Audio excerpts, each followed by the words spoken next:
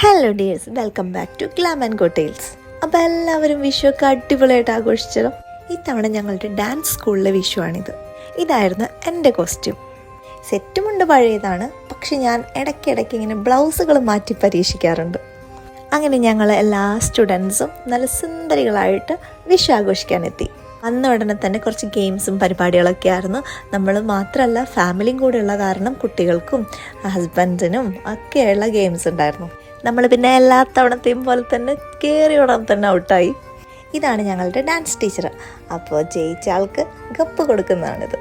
ഞങ്ങൾ പരസ്പരം സാരി എങ്ങനെയുണ്ട്, മേക്കപ്പ് എങ്ങനെയുണ്ട് എന്നൊക്കെയുള്ള കുഞ്ഞു കുഞ്ഞു ചർച്ചകളിലാണ്.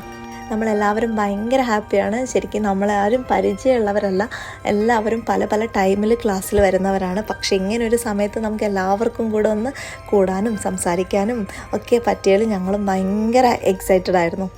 പിന്നെ ഞങ്ങൾ കുറച്ച് ഫോട്ടോസൊക്കെ എടുത്ത് മെയിൻ കലാപരിപാടിയായ ഫുഡ് അടിയിലേക്ക് കടന്നു. പിന്നെ ഈ സദ്യയുടെ കാര്യം പറഞ്ഞാൽ ഓരോ സ്റ്റുഡൻറ്റും വീട്ടിൽ നിന്ന് ഓരോ ഫുഡ് ഉണ്ടാക്കിയിട്ട് നമ്മൾ ഒരുമിച്ചൊരു സദ്യ കഴിക്കുക എന്നുള്ളതായിരുന്നു. നമ്മളെല്ലാവരും ഡിഫറെൻറ്റ് ഡിസ്ട്രിക്റ്റ് ആണല്ലോ, അപ്പോൾ സദ്യയുടെ ടേസ്റ്റിലും ആ ഒരു വെറൈറ്റി ഉണ്ടായിരുന്നു. പിന്നെ 2 കൂട്ടം പായസം ഉണ്ടായിരുന്നു. ഒരു ഫാമിലി പോലെ തന്നെ അങ്ങോട്ടും ഇങ്ങോട്ടും ഹെൽപ്പൊക്കെ ചെയ്ത് ഒരു നല്ല വിഷുവായിരുന്നു അത്.